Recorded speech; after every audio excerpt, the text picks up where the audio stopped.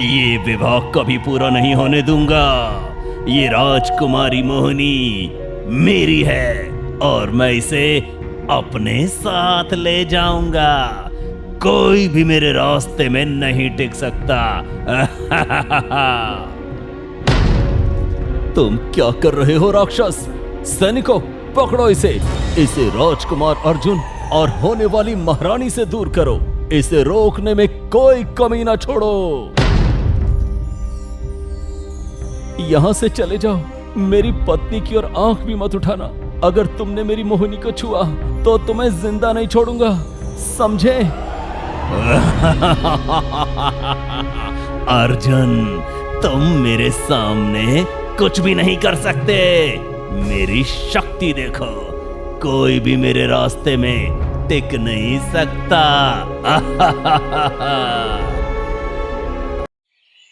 आजमगढ़ राज्य में राजा अमरनाथ अपनी महारानी निधि और अपने इकलौते पुत्र अर्जुन के साथ रहते थे। फिर एक दिन, मंत्री जी, हमारा राजकुमार अर्जुन अब विवाह योग्य हो गया है। हमें ऐसी राजकुमारी खोजनी होगी जो इस राज्य की महारानी बनने योग्य हो और सबसे गुणी हो। महाराज, ये कोई छोटा काम नहीं है। अर्जुन सभी कला में निपुण है, इसलिए लड़की भी उसी हिसाब से ढूंढनी होगी। मैं पूरे राज्य में घोषणा करवा दूंगा। ठीक है मंत्री जी, आज ही सारे गांव और राज्य में सूचना भेज दीजिए। फिर कुछ ही दिनों में राजकुमार अर्जुन और राजकुमारी मोहिनी का विवाह हो जाता है। आज कितना खुशी का दिन है। हमारा पुत्र विवाह के बंधन में बंध गया है। हाँ महाराज, अब हमारी सारी चिंता खत्म हो गई।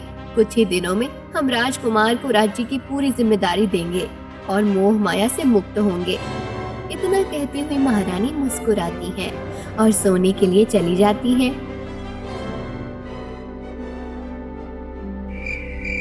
रात के आखिरी पहर महल के द्वार पर एक भयंकर राक्षस प्रकट हो जाता है।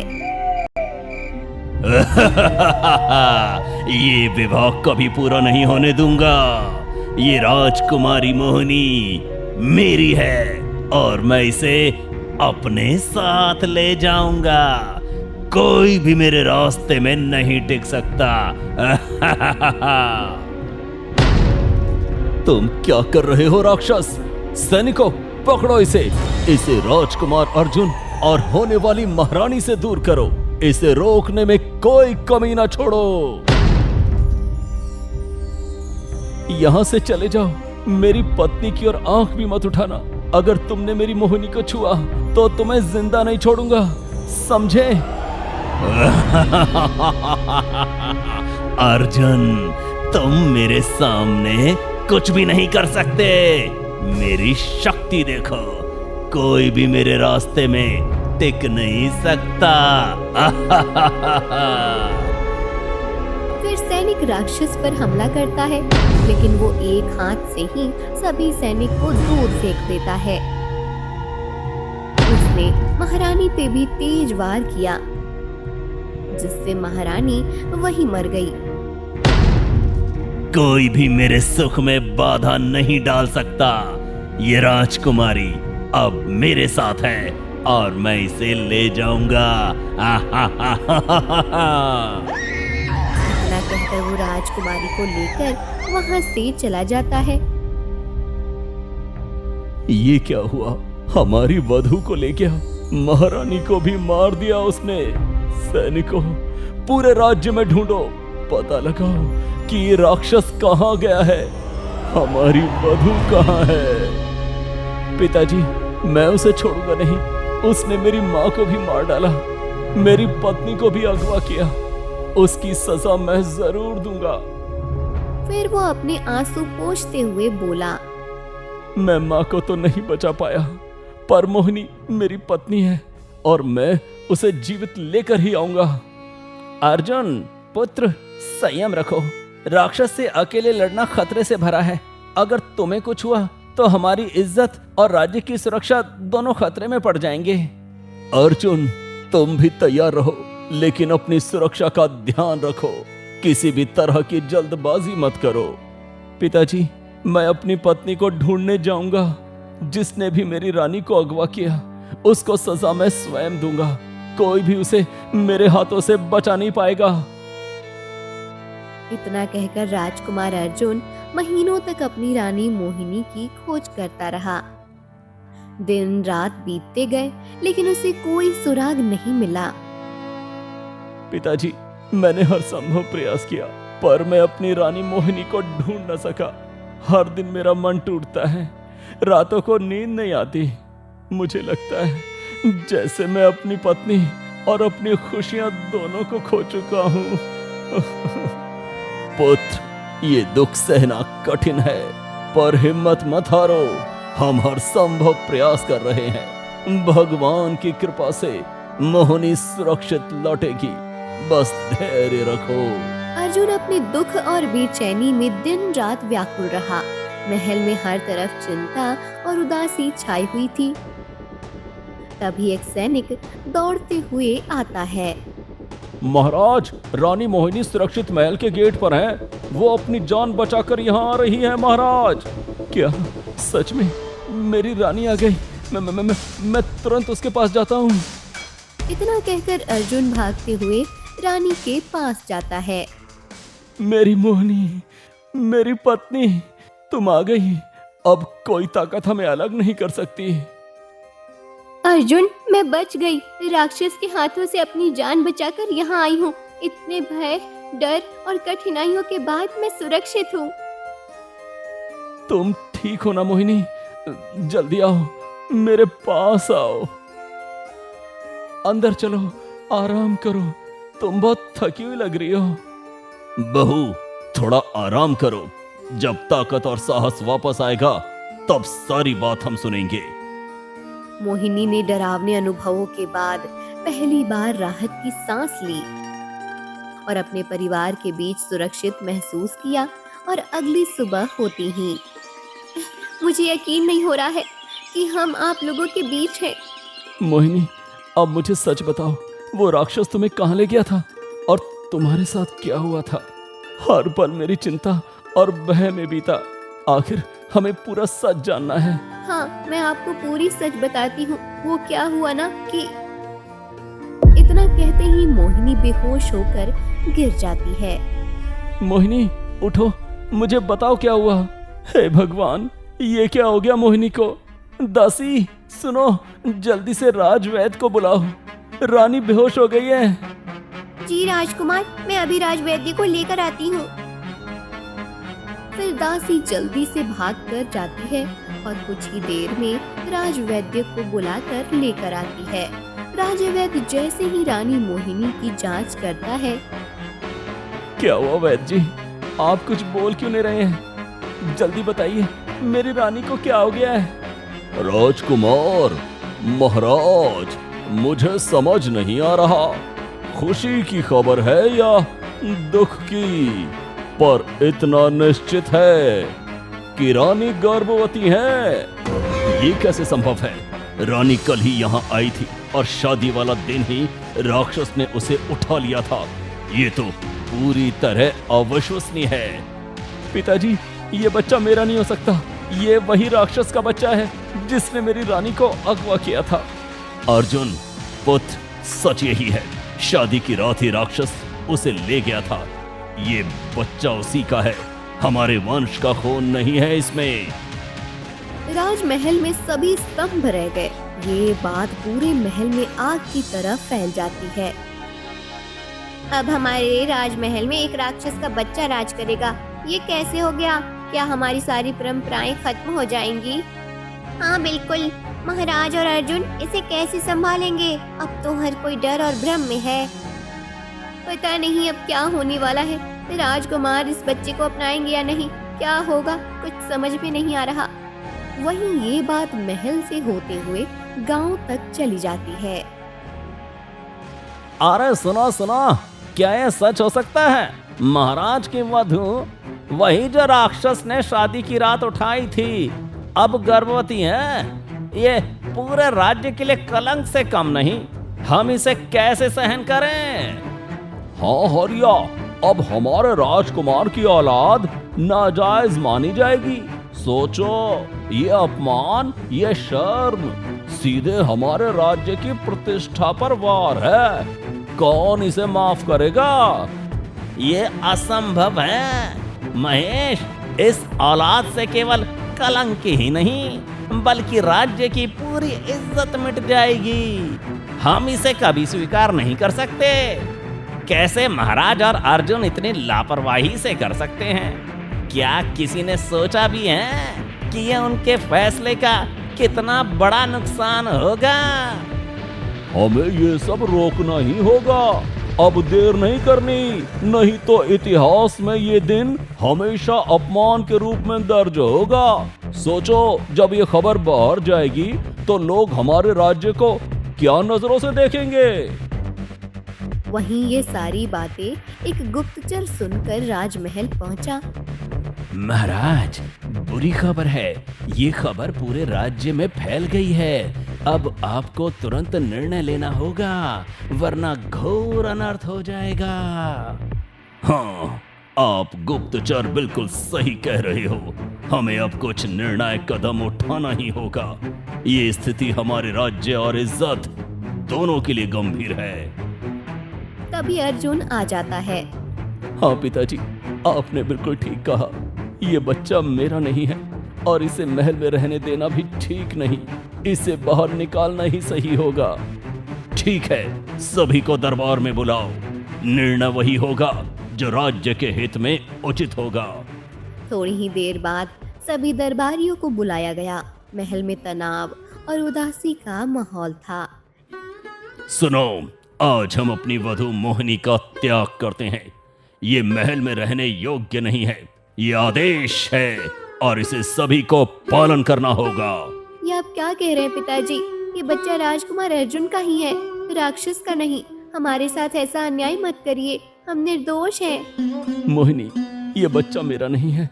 मैं तुम्हें साफ साफ कह देता हूँ पिताजी, ये बच्चा मेरा नहीं है। ठीक है सैनिक, इस रानी को महल से बाहर ले जाओ। उसे जंगल में छोड़ दो। फिर सैनिक जबरदस्ती मोहिनी को खींचकर महल के बाहर ले जाता है। तभी खूब तेज बारिश होने लगती है, लेकिन फिर भी सैनिक उस पर तरस नहीं खाता और उसे घने जंगलों में छोड़कर आ जाता है। वहीं एक पेड़ के नीचे बैठकर मोहिनी फूट फूट कर रोने लगती है। हे भगवान, हमने ऐसा कौन सा पाप किया है जो हमारे साथ ऐसा हो रहा है? सब लोग हमें और हमारे बच्चे को दोषी मान रहे हैं। मैं क्या करूं? कौन हमें सही और न्याय देगा? फिर ऐसे ही रोते हुए 2 दिन बीत जाता है। हे भगवान, मुझे बहुत भूख लगी है।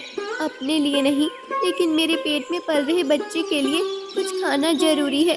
मैं शायद गांव में जाकर कुछ खाने को मांग सकूं। मोहिनी डर और थकान के बावजूद गांव की ओर बढ़ी, अपने बच्चे के लिए भोजन की तलाश में। तभी एक गांव वाले से कहती है, भाई साहब, मुझे कृपया कुछ खाने को दीजिए। 2 दिनों से कुछ नहीं खाया और मेरे पेट में एक बच्चा पल रहा है। कृपया मेरे लिए कुछ दे दे। अरे, तुम्हारा चेहरा तो जाना पहचाना लग रहा है। क्या ये सच में वही राजकुमारी मोहिनी है? और तू यहाँ क्या कर रही है? भाग यहाँ से। तेरे जैसी बदचलन को हमारे गांव में कोई रोटी भी नहीं देगा। ये सब पाप का काम है। जा, चली जा यहाँ से। हमारे गांव में तुम्हें कुछ नहीं मिलने वाला है। आप लोग क्या कह रहे हैं? ये बच्चा बिल्कुल निर्दोष है। इसके दोष क्या है? इसे भूखा मत रहने दो। मैं भी इंसान हूँ। आप लोग इस अकेली और असहाय औरत पर थोड़ा तरस खाइए। क्या मेरे और मेरे बच्चे का कोई हक नहीं है? हाय रे, ये तो बिल्कुल पाप की प्रतिमा है। हम इसे सहन नहीं कर सकते। फिर धीरे धीरे पूरे गांव वाले मोहिनी का विरोध करने लगे। मोहिनी उदास और थकी हुई वहां से निकल पड़ी। घने जंगलों में आगे बढ़ते हुए तभी उसकी नजर एक गाय पर पड़ी, जिसे एक शिकारी जबरदस्ती खींच कर ले जा रहा था।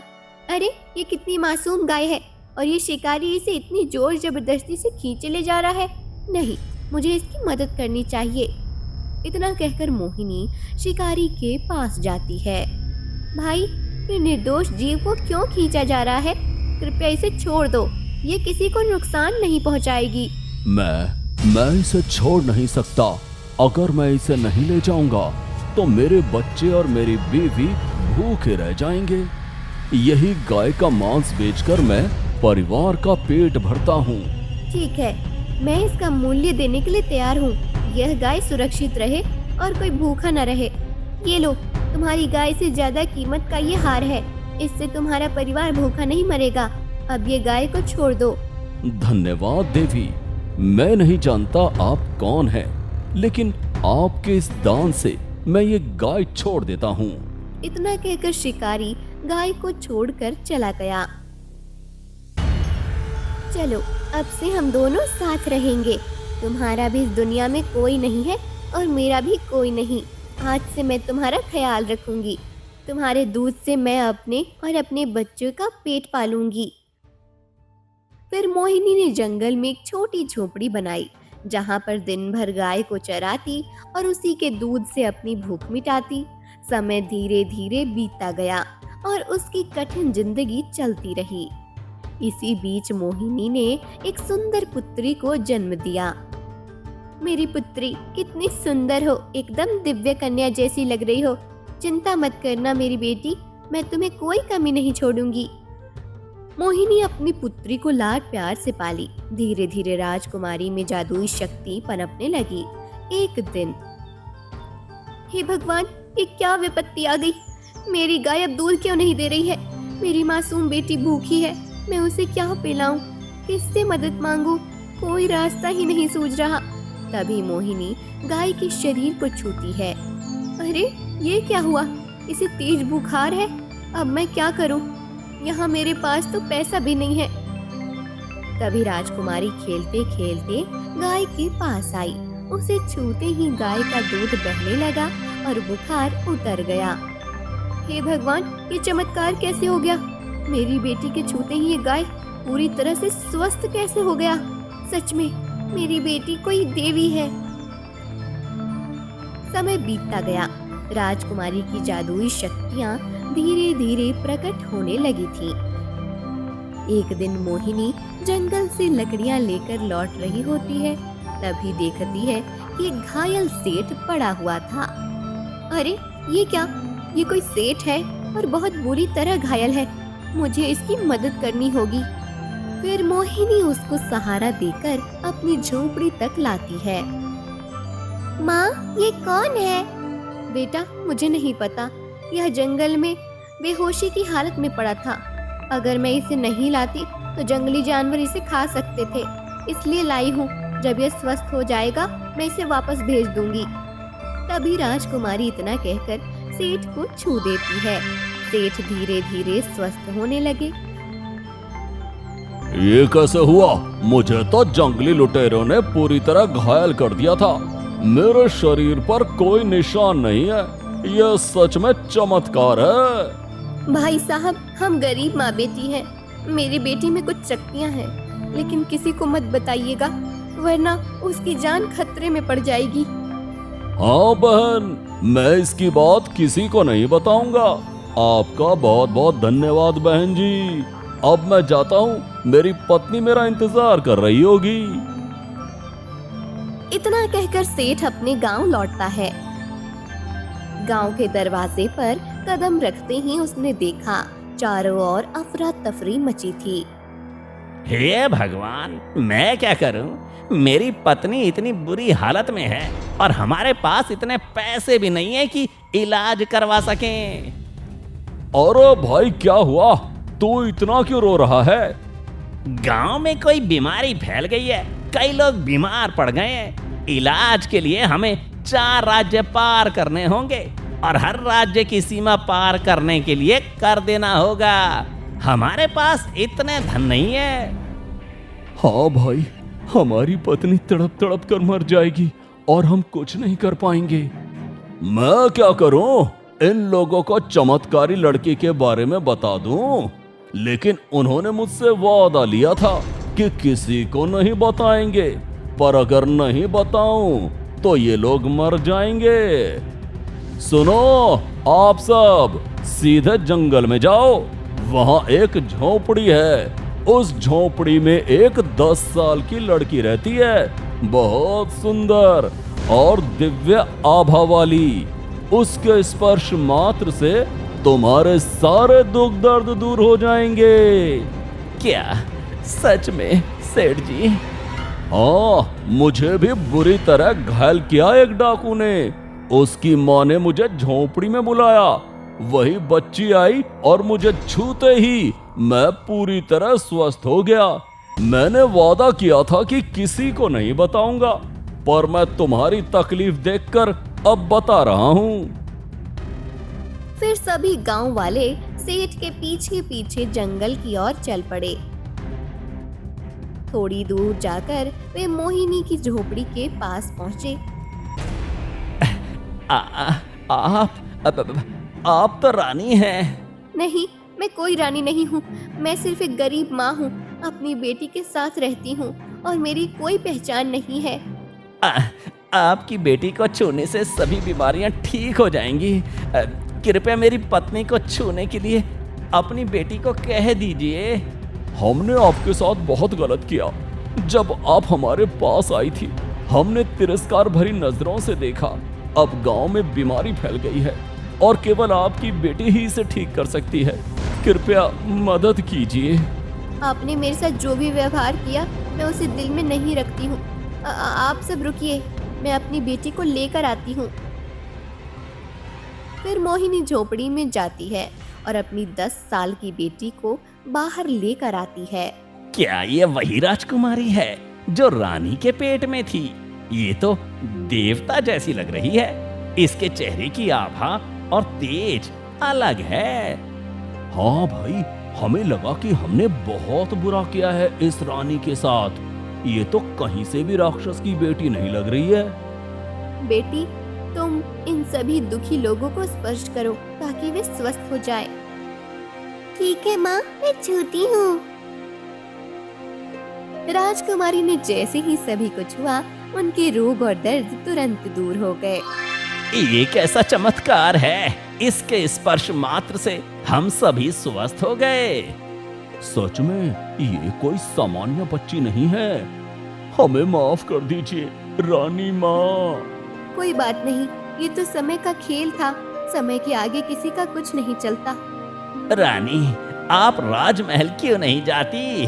महाराज को यकीन हो जाएगा कि ये बच्चा राजकुमार का है। नहीं, मैं अपनी आत्मसम्मान के लिए इसे कभी दरबार में नहीं ले जाऊंगी।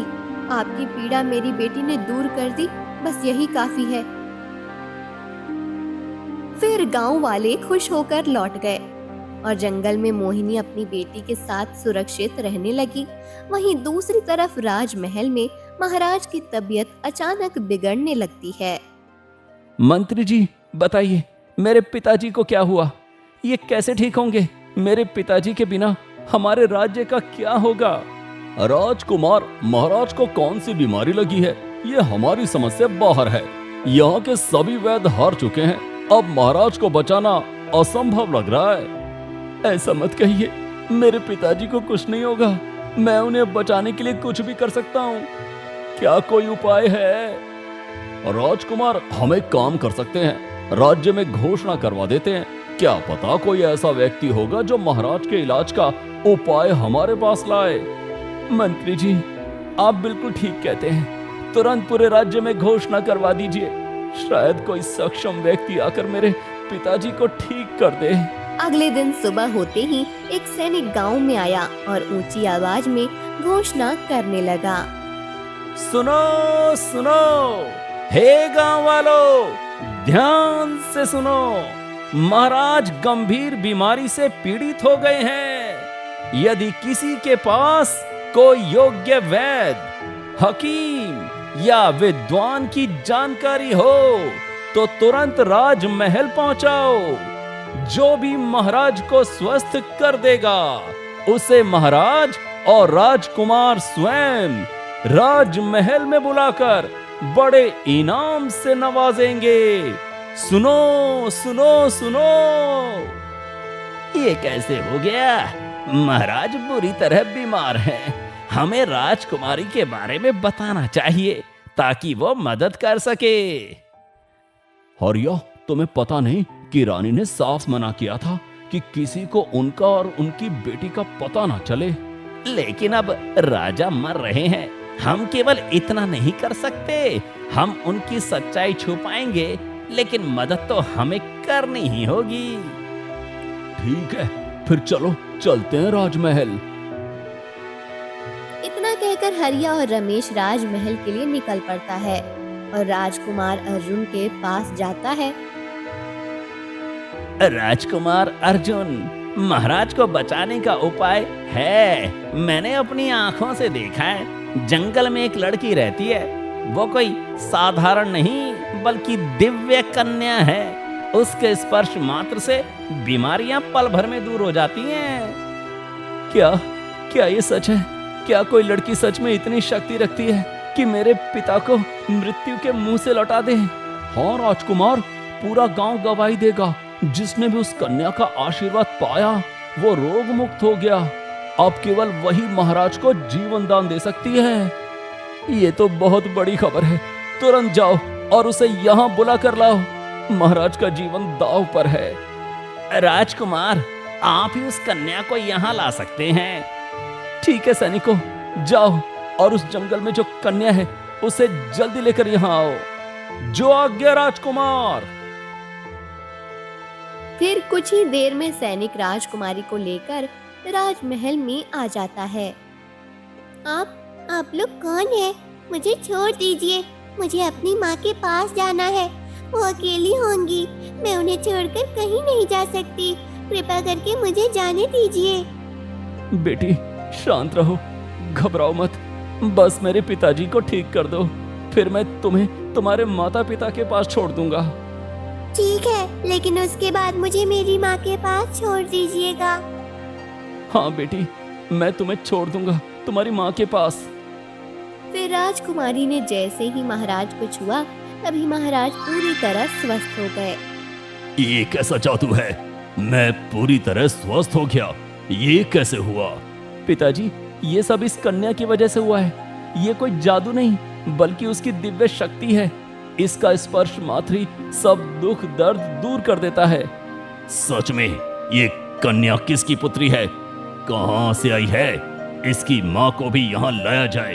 हम उसे इनाम देना चाहते हैं। जो आज्ञा महाराज, मैं अभी उसकी माँ को लेकर आता हूँ। कुछ ही देर में सैनिक मोहिनी को भी राज दरबार में लेकर आ जाते हैं। ये तुम्हारी पुत्री कैसे हो सकती है? इतना कह ही रहे थे कि राजकुमारी भागकर मोहिनी से लिपट जाती है। बहू, अब और रहस्य मत छुपाओ। आज हमें सब जानना ही होगा। आखिर उस दानव ने तुम्हारे साथ क्या किया था जब वो तुम्हें विवाह के दिन उठा ले गया था? सत्य बताओ बहू, अब और रहस्य मत छिपाओ। आज हमें सब जानना ही होगा। आखिर उस दानव ने तुम्हारे साथ क्या किया था जब वो तुम्हें विवाह के दिन उठा ले गया था? सत्य बताओ बहू, सत्य। पिताजी, उस दानव ने मुझे कभी छुआ तक नहीं। उसने मुझे बस अपने बंदी गृह में रखा था। ये बच्ची आपके पुत्र राजकुमार अर्जुन की ही संतान है। ये उनकी ही रक्त की निशानी है। न न न नहीं, ये कैसे संभव है? यदि दानव ने तुम्हें छुआ तक नहीं तो फिर उसने ये सब नाटक क्यों रचा? क्यों पूरे राज्य को कलंकित किया? क्योंकि वो दानव उतना बुरा नहीं था जितना हम सबने सोचा। बहुत समय पहले बड़ी रानी ने उसके बच्चे को नुकसान पहुंचाने की कोशिश की थी। उसी दिन उसने प्रण लिया था कि वो भी बदला लेगा। बदला सीधे खून से नहीं बल्कि शक के जहर से। उसने मेरे अपहरण का नाटक रचा ताकि आपके दिलों में संदेह जगे, ताकि आप मुझे कलंक माने और मेरा जीवन उजड़ जाए। और जैसे ही उसे पता चला कि मैं गर्भवती हूँ, उसने मुझे छोड़ दिया। उसने कहा, ये बच्चा तेरा भविष्य है और मेरा बदला भी। जब ये जन्म लेगा, तेरे अपने ही तुझसे मुंह मोड़ लेंगे। हे भगवान, हमसे कितनी बड़ी भूल हो गई। बहू, हमने तुम्हें कलंक समझकर दर दर भटकाया, तुम्हें दोषी ठहराया और सच्चाई ये थी कि तुम निर्दोष थी। ये बच्ची, ये तो हमारे वंश की धरोहर है, हमारे राज्य का भविष्य है। मोहिनी, मुझे क्षमा कर दो। मैंने तुम्हें तिरस्कार दिया, अपमानित किया और तुमने फिर भी हमारी पुत्री को जन्म दिया। आज मैं अपनी ही नजरों में गिर गया हूँ। ये बच्ची मेरी बेटी, मेरी शान है। इसे गले लगाने का अधिकार मैंने बहुत पहले खो दिया था, पर क्या आज मुझे इसे अपनी बाहों में भरने का अवसर दोगी? अर्जुन, तुम्हारी गलती समझ में आ गई है। मैंने कभी अपने दिल में नफरत नहीं रखी। मैं तुम्हें माफ करती हूँ, क्योंकि प्यार और विश्वास सबसे बड़े हैं। फिर राजा अपनी पोती को गोद में लेकर सिंहासन पर बैठा देते हैं। देखो, ये हमारी राजकुमारी, हमारी आशा और उज्जवल भविष्य। इस राज्य में अब उसकी दिव्यता की पूजा होगी। ये हमारी गौरव और सम्मान का प्रतीक है। आज से हमारी बेटी को पूरे राज्य में देवी कन्या के नाम से पूजा जाएगा। उसकी शक्ति, उसकी दिव्यता और उसका प्रेम हम सबका मार्गदर्शन करेगा। महल में चारों ओर उल्लास और गीत गूंजने लगे। मोहिनी अपनी बेटी संग राजमहल में सम्मान और स्नेह से बस गई। राज्य में फिर से सुख, शांति और समृद्धि लौट आई।